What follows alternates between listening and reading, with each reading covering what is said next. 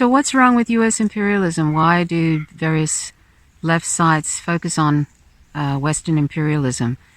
And why is it that there are some people who don't focus on that? Well, I'm going to demonstrate to you an example of Western imperialism and what happens when we sit back and allow US imperialism to go unaddressed and don't call it out. Bolivia has been a victim of US imperialism, and they overthrew Evo Morales, and the social inequality has become more pronounced. Inez has actually said, she's actually talked about the indigenous people of Bolivia as if they're sort of less than human, like subhuman. Literally, people are dying in the streets now in Bolivia from COVID. And recently, police removed 420 bodies from the streets of Bolivia in 5 days. There's been 2,273 deaths from COVID-19 so far. Police Tuesday reported that 420 bodies were collected from the streets, houses or vehicles in 5 days. Those corpses were collected in 2 large cities, La Paz and or La Paz, sorry about the pronunciation, and Santa Cruz. Authorities also recognized that at least 4 out of every 5 corpses correspond to people who probably died from COVID-19. And there's probably a lot more than that. This is probably underreported. And Evo Morales, his party MAS, reported that that newly built hospitals during his time in office had been disabled by de facto authorities. And at the present time, Bolivia is going through a case of sustained transmission of COVID-19, which means that the infected, it just continues to increase exponentially. Given the inability of Bolivia's coup-born government, led by Janine Áñez, to control the pandemic, the number of deaths is increasing in Santa Cruz City, where the poorest families are burying their deceased in cardboard coffins. So burying and cremating a corpse has become almost a luxury in Bolivia, as funeral homes charge up to about $1,000 US. And in the country now, because of this coup, this American-backed coup, where Janine Áñez hates indigenous people there, and a lot of them are poor, they can't afford to even bury the people that are dying through inept and irresponsible governance by Janine Áñez. So that's what's wrong with US imperialism, and that's why we need to call out this scourge in the world of US imperialism, which is backed by my country, Australia, the UK, Canada. We're all in it together, propping up the greatest purveyor of violence in the world today. I prefer cremation myself, but I mean, this is sort of an indication of how everything now, as what it was expected, everything is going up through the roof, the cost of things. And this is what's wrong now. Now they have this government who doesn't care about social inequality. They're a neoliberal government. They've been put in by the United States so that they can do business and rape and pillage and use that country. One of the reasons they wanted to help this coup d'etat to happen and install Janine Áñez is because Bolivia has a lot of lithium there, and that's a sought-after product from the technological industry, and even awful Elon Musk was bragging about the fact that that was one of the main reasons for this coup in Bolivia, which was backed by the US. Elon Musk, this man that they're always going on about how smart he is. The guy, he actually took over a company, from what I understand. Elon Musk is on Twitter bragging about the fact that the US helped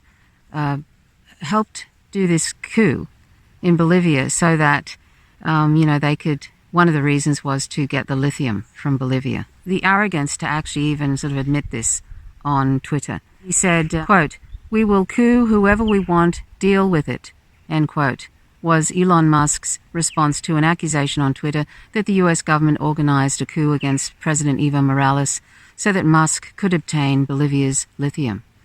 Well, F you is what I think to Elon Musk. Every time I hear something about that guy now, it's just more and more, this is the level of tosserism. This is how tossers behave. They have so much money, their empathy trait is completely excised from them. All they care about is making more money. And it says, foreign plunder of Bolivia's lithium is in a country with the world's largest known reserves is widely believed to be among the main motives behind November 10th, 2019 coup. Lithium is a critical component of the batteries used in Tesla vehicles, is set to become one of the world's most important natural resources as manufacturers seek to obtain it for use in batteries for electric cars, computers, and industrial equipment. And this is what happens when a coup takes place. The de facto administration of Janine Arnaz has already announced its plan to invite numerous multinationals into the Salar de Uyuni, sorry for the pronunciation, the vast salt flats in Potosi, which holds the precious soft metal. Right-wing vice presidential candidate and running mate to Arnaz, Samuel Doria Medina, proposed a Bolivian project which will use lithium from the town of Uyuni. Now, you'll be aware, of course, that Bolsonaro was helped be installed by the US government as well. That was also a US coup, a US-backed coup. Meanwhile, letter from the coup's regime, Foreign Minister Karen Lojarek to Elon Musk dated March 31st says, quote, "Any cooperation that you or your company can provide to our country will be gratefully welcomed," end quote. And this is the problem when you have a country who wants to use their natural resources to for the people of the country. That's when the U.S. Will start to, if you haven't submitted to the U.S., you're going to submit to them via coups, basically.